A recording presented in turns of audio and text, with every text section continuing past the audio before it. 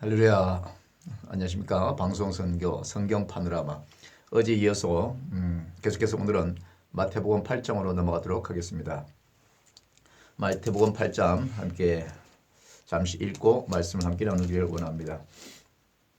이 8장에서는 이제 예수님께서 각종 질병을 만난 환자들을 고치는 것을 알 수가 있습니다.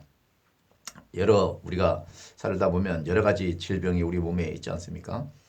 누구는 때로는 눈이 안 보이기도 하고, 누구는 걷지도 못하기도 하고, 누구는 암 환자일 수도 있고, 누구는 또 마음에 큰 병일 수도 있고, 또 그 시절에는 문둥병도 많았고, 나면서부터 안전병이도 많았고, 이런 여러 가지 각종 질병 환자들을 우리 주님께서 이제 하나하나 만나서 치유해주는, 그리고 그 치유가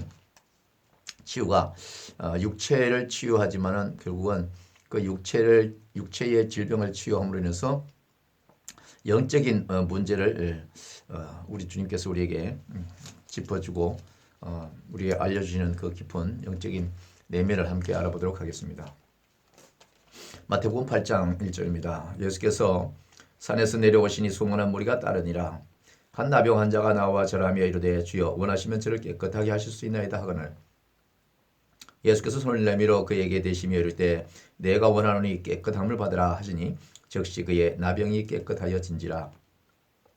예수께서 이르시되 삼가 아무에게도 이르지 말고 다만 가서 제사장이 네 몸을 보이고 모세가 명한 예물을 드려 그들에게 입증하라 하시니라. 주님께서 산에서 기도하시고 내려오실 때에 나병 환자를 만났는데 이 나병 환자를 만났을 때 이 얘기가 참 주목해 볼 말인데요. 8장 3절 보실래요?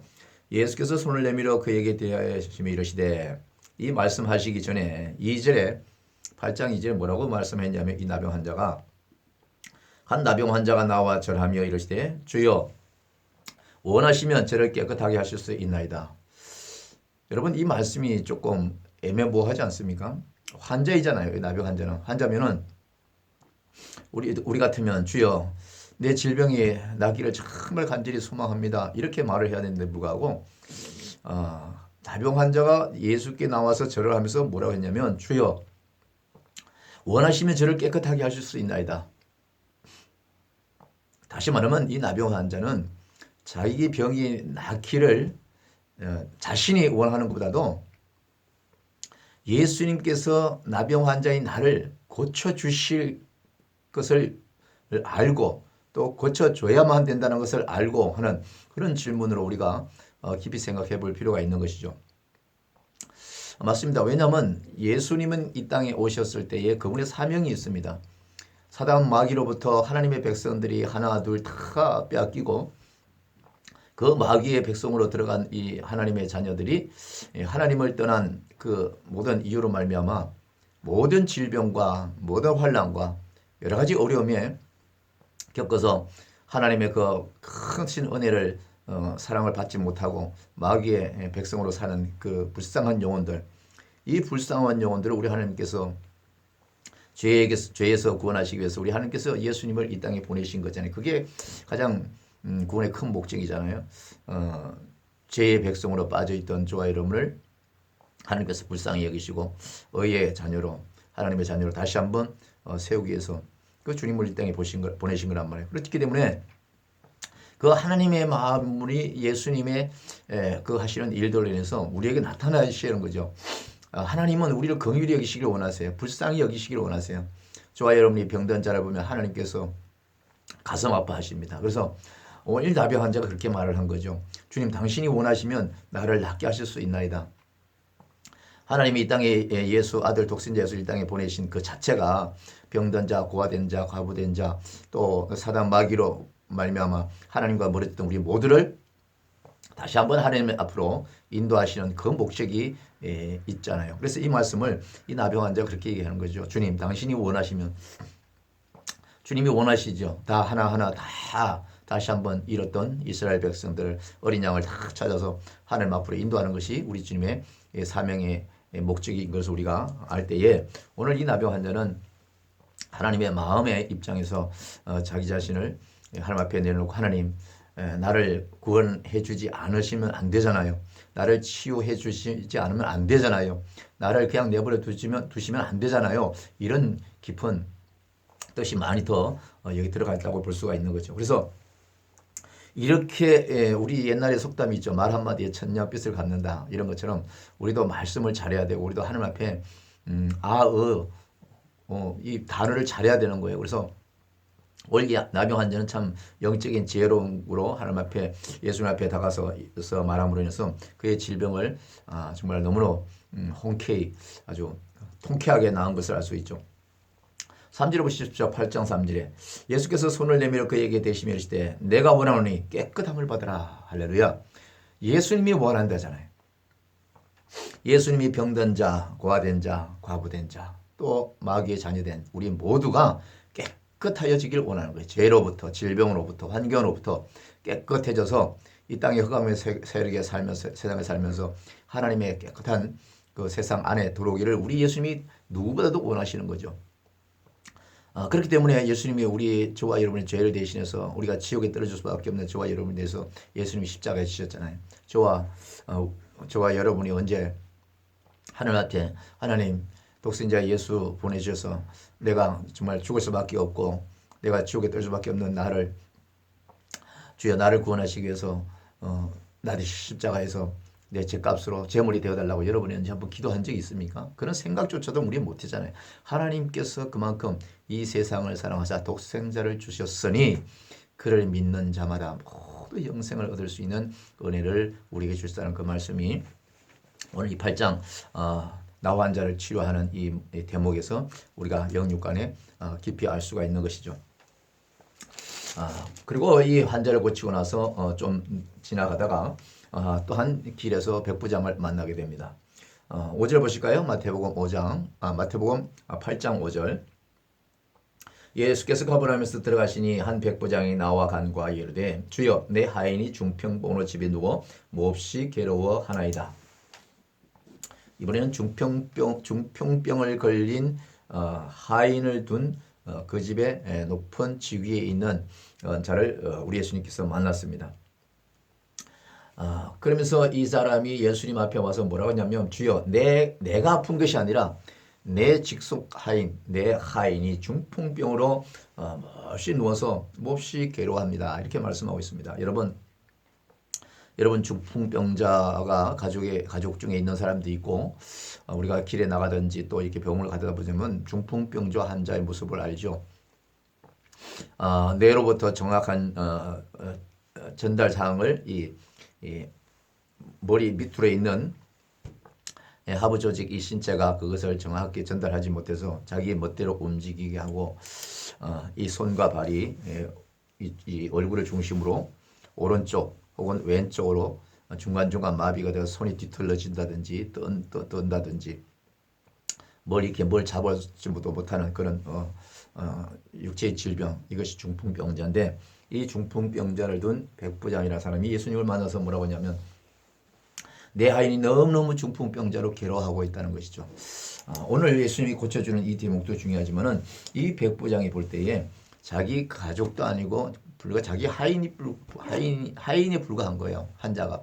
그럼에도 불구하고 자기 하인이 엄청난 중풍병자라 너무너무 참 손과 발이 그렇게 힘들어하고 떨고 뭐 하나 제대로 일을 못하는 모습을 보면서 안타까워하는 이 주인의 마음, 우리가 이것을 읽어야 되는 것입니다. 왜냐하면 이 하인이라는 것은 돈 주고 사는 거잖아요. 모섬이라고 하는 것은. 당시 말하면 나쁜 주인 같으면 병들어서 잘못되면 쫓아내버리고 건강하고 일 잘하는 하인을 살 수가 있는 거예요. 그럼에도 불구하고 이 백부장은 예수님께 나와서 내 하인이 몸져 눕고 중풍병으로 너무너무 힘들어한다고 안타까움을 호소하는 것을 알 수가 있습니다. 이것처럼 우리는 가난하고 병들고 소외되고 연약한 자를 본문으로 해서 그것을 소멸시키지 말고 외면하지 말고 언젠가 그들에게 따뜻한 말 한마디라도 따뜻한 정을 쏟을 수 있는 그런 주님의 마음으로 이 백부장처럼 그렇게 다가섰을 때에 그 병 고치는 그분, 그렇게 따뜻하게 사랑을 받았던 중풍병자도 그 마음에 주인을 공경하고 그렇게 도왔던 사람들 얼마나 감사함으로 관계가 유지되겠습니까? 그런 차원에서 오늘 백부장이 자기 하인이 중풍병으로 병들어 누웠다고 예수님을 만나러 왔는데 예수님께서 그 소리를 들으시고 곧바로 뭐라고 말씀하시냐면 7절 보면 내가 가서 고쳐주리라 이렇게 말씀하고 있습니다. 그 거리가 얼마나 멀리서 쫓아왔는지 모르겠지만 예수님께서 친절하시게도 그 환자를 어떻게든지 말에 태워서 오라든지 소의 달구지에 태워서라도 오라든지 이렇게 해서도 고칠 수 있는데 우리 주님께서 그러냐 네 하인이 그렇게 많이 힘들어하는구나 그럼 내가 고쳐주지 하면서 환자가 오는 것이 정상이잖아요. 병원에 다 환자가 오지 의사들이 환자 집에 찾아가는 왕진하는 건 그렇게 드뭅니다. 근데 이 환자를 주님께서 찾아가시겠다고 그러는 거예요. 이것이 바로 우리 하나님의 은혜죠. 하나님은 저 청산천하 이 정말로 그 어떤 것도 그사갈 수 없는 그 은혜로우신 우리 하나님께서 그것에 높은 보좌를 부리시고 육신의 모형으로 우리 주님께서 이 땅에 우리를 찾아오신 그 모형이 내가 가서 고쳐주리라 이것을 이루기 위해서 오신 것을 우리가 말씀을 통해서 우리가 깨달아야 되는 거예요. 단순하게 예수님이 중풍병자를 고치러 내가 가서 고쳐주마 이것이 아니라 우리 주님이 이 땅에 중풍병자와 같은 손과 발이 떨려서 아무것도 할 수 없는 영적으로 저와 여러분 하나님의 자녀로 있던 저와들이 마귀에 유혹되어서 마귀의 조종으로 사는 그런 모습으로 사는 저와 여러분을 불쌍히 여기서 하나님께서 아들 예수를 통해서 내가 가서 고쳐주리라 이 은혜로 저와 여러분에게 이 땅에 군의 메시아로 그리스도로 이 땅에 오신 것을 확실히 믿어야 될 줄로 믿습니다. 이 말씀을 하실 때에 내가 가서 고쳐주라 이렇게 말씀할 때 백부장이 말한 그 대목이 참 계속해서 우리에게 감동을 주는데요. 8절 보겠습니다. 마태복음 8장 8절 백부장이 대답하여 이르되 주여 내 집에 들어오심을 나는 감당하지 못하겠사오니 다만 말씀만으로 하옵소서. 말씀만 해도 내 하인이 낫겠습니다라는 아주 굳센 이 믿음을 예수님 앞에 간증하는 것을 고백하는 것을 알 수가 있죠. 예수님이 직접 가서 고쳐주겠다고 하는데도 불구하고 이 백부장은 거리도 멀고 또 그 높으신 예수님께서 힘들게 그까지 갈 필요도 없이 나는 당신을 믿고 난 당신의 능력을 알고 당신께서 반드시 그 말씀만으로도 모든 질병이 공간을 초월해서 고칠 수 있다는 그 큰 믿음을 백부장이 고백을 했지 않습니까? 이 말씀을 통해서 저와 여러분에게 교훈을 주는 게 바로 그건 거예요. 우리는 어떠한 경우에도 우리가 하나님 앞에 간절한 그 기도는 하나님께서 들으신 걸 믿고 진짜 하나님께서 그 모든 것을 역사해 주실 걸 믿고 인내하며 기다리는 것 이것이 오늘 백부장이 믿음으로 주여 오실 필요까지 없습니다. 힘드실 텐데 말씀을 하셔도 내 하인이 낫는다고 해서 나를 굳게 믿습니다. 이 믿음이 장차 우리 예수님이 이 땅에 십자가 지시고 우리 죄를 대신해서 죽으시고 3일 만에 부활하시고 성천하셔서 하나님 우편에 계시잖아요. 그런 말미암아 가셔서 우리를 홀로 버려두지 않냐고 성령님을 이 땅에 저와 여러분에게 함께 보내셔서 우리를 지키시고 돌보신 그 은혜. 그렇기 때문에 지금 저와 여러분이 예수님이 옆에 없고 누가 들을 사람이 없는 것 같고 함께 동행하지 않는 것 같다 할지라도 오직 그것을 믿고 저와 여러분이 예수 그리스도의 이름으로 하나님께 구하는 그 모든 것들은 하나님께서 들어서 충분히 응답하시고 함께 하신다는 것을 믿어야 된다는 그것을 지금 교훈으로 우리에게 알려주고 있는 것을 알 수가 있죠. 그렇기 때문에 우리는 어떠한 경우에도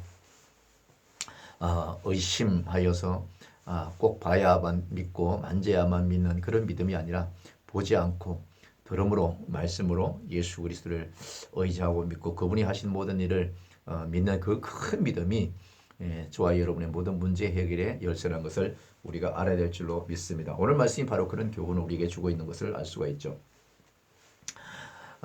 그리고 이 백부장이 그렇게 말한 것에 관해서 우리 예수님은 엄청난 칭찬하시고 감동을 하신 것입니다. 마태복음 8장 9절 보십시오. 왜 말씀만으로 하도 그걸 믿을 것이라고 이렇게 고백을 했냐면 9절에 백부장이 이렇게 고백을 하는 거예요. 예수님 앞에 내가 가서 고쳐주겠다고 했는데 아닙니다. 주님 말씀만 하시면 분명히 공간을 초월해서 나을 것을 나는 믿습니다. 이 믿음을 본 예수님 앞에 구절은 제가 왜 이렇게 말씀을 드리냐 하면요. 이런 뜻이거든요. 마태복음 8장 9절에 나도 남의 수하에 있는 사람이요 내 아래도 군사가 있으니 이더러 가라 하면 가고 저더러 오라 하면 오고 내 종도로 이것을 하라 하면 하나이다. 바로 명령이죠. 명령.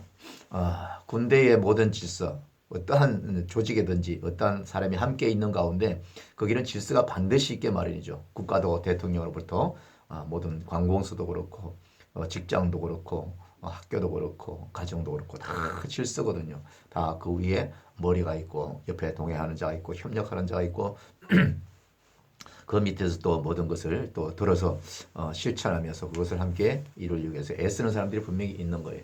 그래서 그 윗사람이 말씀만으로 말로 명령을 하면 그 모든 것은 이루어지는 것이죠. 군대에서 장군이 별자리 장군이 자기 사무실에서 아래 사람에게 전화 한 통화로 뭐 이렇게 하라 하고 명령을 하게 되면 어느 부대든지 그 마지막 그 단계에 그 명령을 받은 그 사람은 보지도 않고 듣지도 직접 들었지도 않지만은 그 맨 윗사람이 하는 것을 그대로 완벽하게 이루어서 그것을 준행하는 것을 알 수 있지 않습니까? 오늘 백부장이 바로 그런 차원에서 예수님한테 주님 가실 필요 없습니다. 말씀만 하시면 내 하인이 분명히 날 것을 저는 믿습니다라고 이 믿음을 보인 거로 우리 예수님께서 얼마나 놀랍게 그를 칭찬하신지 모릅니다. 마태복음 8장 10절 한번 볼까요? 예수께서 들으시고 놀랍게 여겨 따르는 자들에게 이르시되 내가 진실로 너희에게 이르노니 이스라엘 중에 아무에게서도 이만한 믿음을 보지 못하였노라. 우리 주님께서 제자들을 불러 다니면서 이렇게 큰 믿음이 있는 행동하는 자를 처음 보았기 때문에 이분을 많은 사람 앞에서 칭송하는 것을 알 수가 있죠.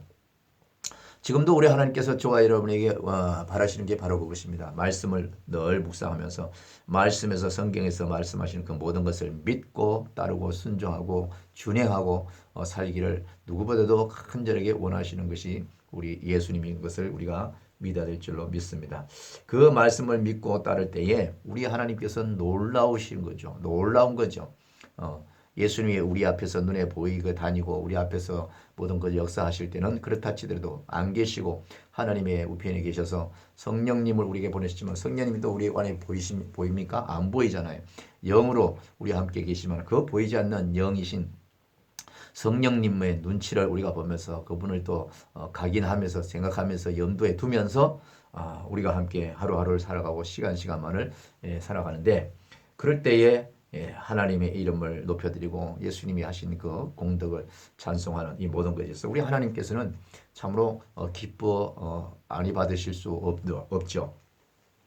그래서 이스라엘의 민족 중에서 이렇게 믿음이 좋은 사람이 없다고 이렇게 자자하게 정말로 입에 침이 마르도록 예수님이 칭찬한 것을 알 수가 있습니다. 그러면서 11절에 이렇게 말합니다. 또 너희에게 이르노니 동서로부터 많은 사람이 이르러 아브라함과 이삭과 야곱과 함께 천국에 앉으려니와 그 나라의 본 자손들은 바깥 어두운 데 쫓겨나 거기서 울며 이를 갈게 될 것이라.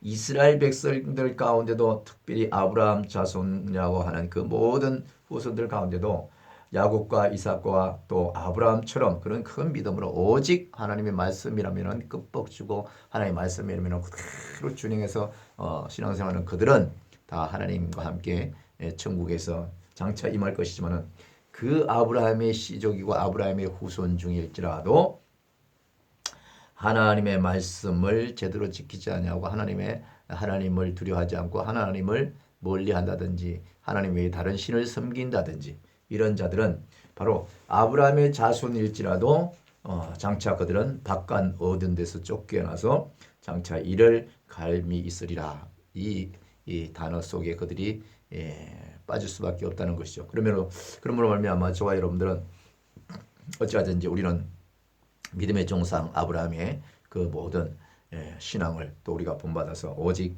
하나님이 하시는 그 말씀과 그 모든 역사에 우리는 날마다 감사하며 아멘으로 순종해야 될 줄로 믿습니다.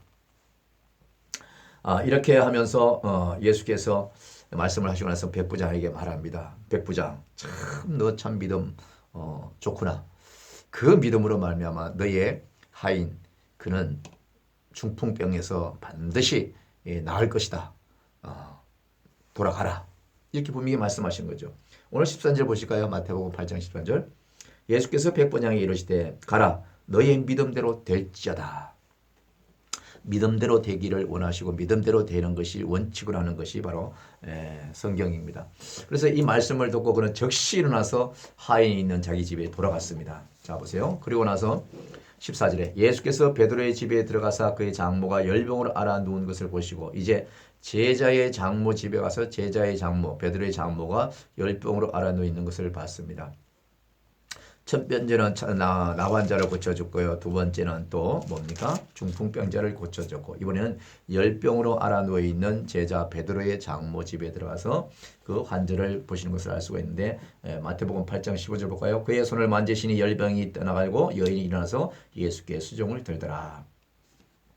저물매 사람들이 귀신 들린 자를 많이 데리고 예수께 오늘 예수께서 말씀으로 귀신들을 쫓아내시고 병든 자들을 다 고치시니 이는 선지자 이사야를 통하여 하신 말씀에 우리의 연약한 것을 친히 담당하시고 병을 짊어지셨다 함을 이루려 하심이라. 할렐루야. 주님께서 이 땅에 오셔서 육신의 각가지 질병을 하나하나 고쳐준 것은 우리 인생들이 하나님의 은혜 가운데 있었으면 아담과 하와 때 그때 범죄하지 않냐고 온전히 하나님 말씀에 주님께 살았다면 우리는요 참으로 이 땅에서 많은 세월을 건강하게 누리고 많은 것을 피땀 흘려 고생하지 않아도 살 수 있는 그 은혜가 다 그 준비가 다 되어진 것이거든요. 그러나 마귀의 유혹에 넘어가가지고 그 모든 것이 다 파괴되고 그 모든 것에 다 모든 것이 반대대로 슬픔과 고통과 이런 삶을 우리 살 수밖에 없는 것이고 땀 흘려 일하지 않으면 안 되는 것이고 고통 없이 애를 낳지 않을 수는 없는 것이고 이런 삶으로 우리가 전락해 버린 것이죠. 그래서 우리 주님께서 이 땅에 오셔서 가장 친한 사람, 가장 가까운 사람 어쨌든 간에 그를 하나하나 찾아가서 불쌍히 여기시고 또 이제는 나중에는 그 소문을 듣고 주변에서 귀신 들린 사람들까지 데리고 와서 그 병을 고치는 것을 알 수가 있습니다. 육체 신체적으로는 머리에서 발끝까지 아주 누가 봐도 건강해 보이고 뭐 하나 뒤틀림이 없고 절뚝감이 없고 이런 사람인데도 불구하고 정신적으로 문제가 있어서 그 속에 뇌에 문제가 있고 그 속에 사단이 들어가서 정신이 온전치 못한 환자들이 있죠. 그들을 우리는 정신질환자 혹은 정신병 뭐 이렇게 정신병자 이렇게 취급을 하죠. 결국은 뭐예요? 귀신 들린 자로 우리 성경은 치부하고 마는데요. 귀신이 들려간 그 사람들까지 주님께 데리고 와서 다 말씀으로 다 고쳐주시는 것을 알 수가 있습니다. 근데 이렇게 고쳐주는 이유가 뭡니까? 하나님의 말씀을 이루리 구약의 하나님께서 많은 선지자를 통해서 얼마나 많은 얘기를 하셨습니까? 그 말씀 중 하나를 이루려고 해서 선지자 이사야를 통해서 말씀하신 그것 우리의 연약한 것을 친히 담당하시고 병을 짊어지셨도다. 예수님께서 우리의 약함을 다하시고 우리의 질병을 고쳐주심으로 인해서 우리의 가지고 있던 그 모든 질병들이 다 예수님의 어깨에 예수님이 다 짊어지시고 십자가에서 이미 다 그분이 죽음으로 해서 모든 것이 끝나는 거예요. 그래서 오직 크고 작은 질병이 뭐 또 다시 일어나기도 하지만은 그것으로 인해서 우리가 연약하고 그것으로 인해서 낙담할 필요는 없고 오직 그럼에도 불구하고 주님께서 또 때에 따라 반드시 고쳐주리라는 그 확신과 믿음을 가질 때에 크고 작은 질병은 아무것도 아닌 것이죠. 그 시간만 지나면 우리 하나님께서 또 다시 우리를 회복해 주시는 것을 알 수가 있습니다. 저도 1년 전에 코로나로 심하게 폐를 다쳐서 거의 한 달 반 동안 식음을 좀 하고 중환자실에서 물만 마시고 그렇게 살다가 지금 이렇게 회복된 것이 딱 1년이 걸렸는데 우리 하나님께서 사랑하시는 자에게 그만큼 다시 한번 주님의 그 은혜와 사랑을 알게 하시기 위해서 그런 또한 아픔을 주시기도 하고 여러 가지 고통 가운데 잠시나마 내어줄 때가 있지만은 그럼에도 불구하고 우리는 원망 불평하지 하지 말고 나를 여기 이 땅에 있게 하신 도 하나님이요 이 땅에서 거두가시는 이도 하나님이요 우리를 부하기도 하시고 또 낮추기도 하시고 여러 가지로 우리 하나님께서는 우리를 이 모양처럼 우리 신앙과 우리 믿음을 체크하시고 시험할 때가 있는데 그럴수록 우리는 믿음을 가지고 원망 불평하냐고 그럼에도 불구하고 감사하며 찬양할 때에 우리 하나님께서 우리의 믿음을 보시고 우리를 더 긍휼히 여시고 축복해 주실 줄로 믿습니다. 자, 그다음에는 우리 주님께서 병들을 갖춰주고 이제 제자들에게 뭐라고 말씀하시냐면 나를 따라오라고 말씀하시는 부분인데요. 마태복음 8장 18절로 넘어가겠습니다. 마태복음 8장 18절. 예수께서 무리가 자기를 애워싸는 것을 보시고 건너편으로 가기를 명하시니라. 한 서기관이 나와 예수께서 아뢰되 선생님이여 어디로 가시든지 저는 따르리다. 이 말을 듣고 예수께서 뭐라고 말씀하셨냐면 20절 보면 여우도 굴이 있고 공중에서도 거처가 있으되 인자는 머리 둘 곳이 없다 하시더라. 제자 중에 또 한 사람이 이르시되 주여 내가 먼저 가서 내 아버지를 장사하게 하옵소서. 예수께서 이 말을 들으시고 말씀하시기를 죽은 자들이 그들의 죽은 자들을 장사하게 하고 너는 나를 따르라 하시니라.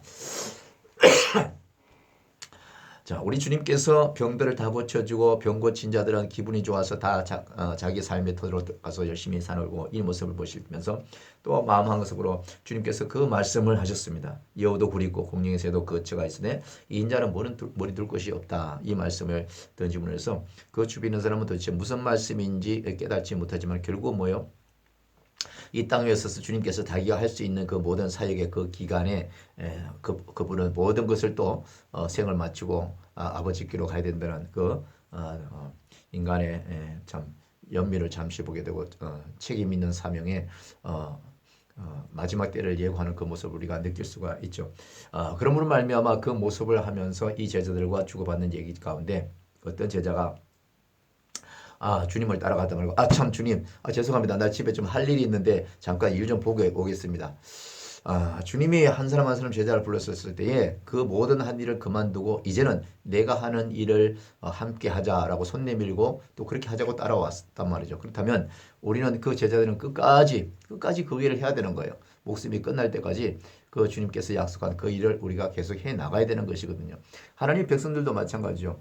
주님을 만나고 주님 은혜로 참으로 죄사함을 받았으면 천국 가는 그날까지 그 사명은 또 남을 섬길 수 있는 사명, 남을 사랑할 수 있는 마음, 또 남을 물질이나 여러 가지로 환경으로 도울 수 있는 사람이면 그 사랑, 이 모든 것을 예수 이름으로 꾸준히 끝까지 다 해야 되는 거예요. 중간에 조금 문제가 있다해서 포기하고 중간에 좀 무슨 있다 해서 마음이 돌아서고 중간에 무슨 문제가 있다 해서 늘 하던 일, 감사와 섬기는과 또 선교하는 일, 이 모든 것들을 중단하는 것이 아니라 끝까지 하기를 바라는 것이죠. 그게 하나님께서 우리에게 주시고 우리 하나님께서 우리에게 원하시는 하나의 우리에게만 간절히 원하는 우리 주님의 소망일 수도 있는 거죠. 이 집에 가서 아버지 장사를 지내고 오겠다는 거예요. 아버지가 돌아가셨다는 응급한 소식을 듣고는 그 말씀을 하실 수 있지만은 우리가 일상적인 예로 생각한다면 당연히 그러냐 집에 가서 그럼 아버지 장례를 치르고 나서 날 따라오느라 이렇게 말씀하실 수가 있습니다. 그러나 제자의 아버지가 돌아가셨음에도 불구하고 그 장사 지내는데 아버지 장례를 치르지 못하게 하기 위하여 가지 말라고 말한 것이 아니라 우리의 사명, 우리가 해야 될 사명은 죽은 사람을 치우는 것이 아니고 앞으로 장차 죽을 사람을 죽지 않는 곳에 있게 하기 위한 그 일을 해야 한다는 것이 예수님께서 제자들 하나하나 부른 그 이유 중에 하나고 교육 중에 하나거든요. 다시 말합니다. 이 땅에 이미 죽은 자들을 위해서 우리가 일하려고 주님의 일꾼 되고 주님의 자녀로 사명자로 선택받은 것이 아니라 이 땅에 살아 있으면서 앞으로 죽지 않을 곳으로 가게끔 인도해야 되고 죽을 곳으로 가는 것을 보면서 거기는 멸망이라고 얘기해야 되는 그 일을 해야 되는 그 사명에 있어서 이미 죽은 자들은 죽은 자들에게 장례를 치르게 내버려 두고 너는 나를 따르라. 예수님께서 이렇게 지금 제자에게 말씀하신 것을 알 수가 있잖아요. 22절 보십시오. 예수께서 이르시되 죽은 자들이 그들의 죽은 자들을 장사하게 하고 너는 그냥 나를 따라와. 이게 예수님의 명령인 거예요. 예수님은 죽은 우리를 찾아온 게 아니고요. 하나님은 저기 하늘에서 이 땅에 죽은 자들을 치우기 위해서 이 땅에 아들 예수님을 이 땅에 보내신 것이 아니고 장차 죽을 때에 죽지 않은 곳으로 가게 하기 위한 제가 말씀드린 이 땅의 모든 인생은 끝이 있다고, 시작이 있으면 끝이 있습니다. 그 마지막 끝에 죽지 않을 곳으로 인도하기 위하여 자기 백성을 찾으려고 이 땅에 오신 것이고, 어, 이 땅에 살다가 마지막 때에 죽을 곳으로 가기 위해서 그것을 그냥 우리 주님께서 그냥 보시고 그냥 즐기려고 오신 건 아니잖아요. 다들 저쪽으로 가게 되면 지옥의 길이고, 저쪽으로 가게 되면 멸망의 길이고, 저쪽으로 가게 되면 사망이라는 걸 우리 하나님께서 다 아시기 때문에, 하나님의 자녀, 하나님의 살아있는 백성들이 죽기 전에 살아서 영원히 살 것으로 살 수 있는 곳으로 인생의 방향을 정말로 제대로 방향 지시를 할 수 있도록 그거 말씀하시고 가르쳐 주려고 이 땅에 오신 거잖아요. 그렇기 때문에 이 제자에게 그 영적인 그 교훈을 해주기 위해서 이렇게 말씀하신 거예요. 인정머리도 없이 제자의 아버지가 죽었는데 제자를 못 가게 하시는 스승이 어디 있는가? 이게 아닌 거예요. 이게 아닌 거예요. 그래서 누구든지 죽으면, 사람이 죽으면 만일에 그 주변 가족이 없다고 칠 때에 그 주변에서 그 죽은 시체를 그냥 두는 세상은 아무도 없습니다. 주변에. 지금은 홀로 사는 사람들이 어느 날 고독사로 생을 마감하기도 하고 목숨을 끊는 수도 있고 하는데, 혼자 있다가 외로움과 고독과 또 질병과 여러 가지 굶주림으로 죽기도 하는데, 그 죽으면 반드시 3일, 3, 4일 되면 악취가 나게 되는 것이고, 그로 인해서 냄새가 주변으로 나오기 때문에 주변에서 또 사람이 들락거린 것을 못 본 거로 한 건물에 살든지 누가 살든지 간에 당연히 또 때가 되면 또 찾아보게 되고 연락을 해서, 그것이 연락이 안 됐을 때는 이미 가면은 물론 싸늘한 시체로 변하고 썩어져 가고 냄새 나는 그런 환경에 발견되는 것이 참 뉴스로 많이 나오는데, 참 안타깝죠. 어떻게 보면. 그렇지만 그 모든 것을 그냥 두고 옆집의 사람들이 그냥 살지는 않습니다. 다 어쨌든 간에 정부에서도 국가에 와서 또 각 기관에 와서라도 정말 연고가 없으면 그 모든 시신을 치우고 깨끗이 또 그 모든 것을 환경을 바꾸지 않겠습니까? 그런 차원인 거예요. 그런 차원이기 때문에 제자의 아버지가 돌아가시는데 불구하고 장사지리로 못 가게 하는 그런 몰직한 스승 예수님이 아니죠. 그래서 죽은 자는 죽은 자들의, 영적으로 죽은 자는 죽은 자들에게 맡기고, 너는 죽을 자를 살리는 그 사명, 주님 당신이 하신 그 일을 나를 따라서 계속 해야 되지 않겠느냐, 이런 차원에서 이 말씀을 하신 것 때문에 우리가 영적으로 깊이 잘 깨달아야 될 줄로 믿습니다. 이 말씀을 하시고 우리 주님은 배를 타시고 제자들을 함께 또 바다를 건너가는 것을 알 수가 있습니다.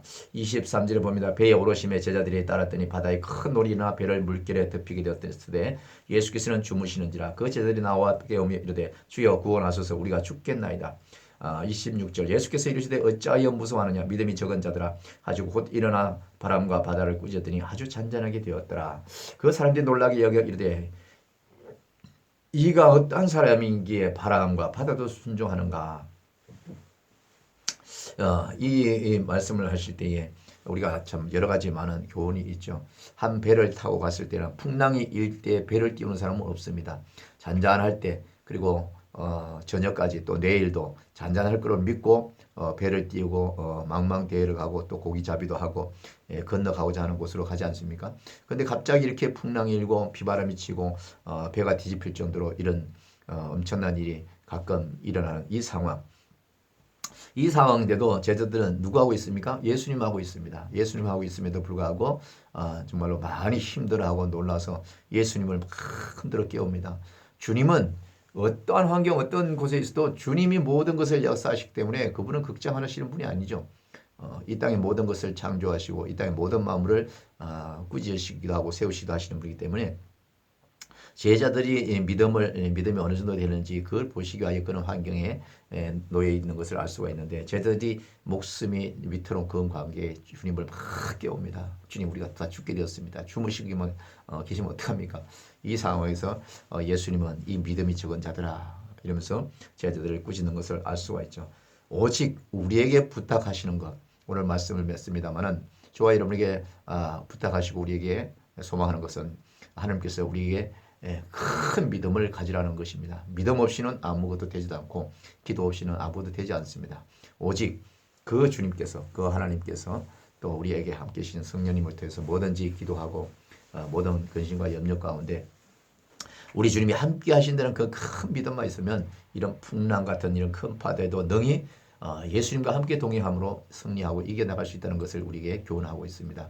이 세상 자체가 파도치는 망망 바다와 같고 크고 작은 산을 등산할 때 올라갔다 내려갔다 힘이 겹도록 하지만 정상에 올라가면 모든 것이 다 올라오는 과정이 힘든 것을 잊어버린 것처럼 그 모든 풍파 이 세월이 다 그런 세월인 거예요. 우리가 사는 모든 것이. 그러나 이곳에 저와 여러분 혼자 있는 것이 아니라 예수님이 함께 하신 것을 믿어야 됩니다. 예수님이 저와 여러분과 또 성령이 함께 하심으로 이 모든 것을 다 지켜보고 계심으로 우리는 큰 믿음으로 이것을 이겨내기만 하면 언제나 우리는 주님과 승리할 수가 있습니다. 오늘 이 말씀은 여기까지 하고 또 내일 이 시간에 계속해서 이어지도록 하겠습니다. 여러분 사랑하고 축복합니다. 할렐루야.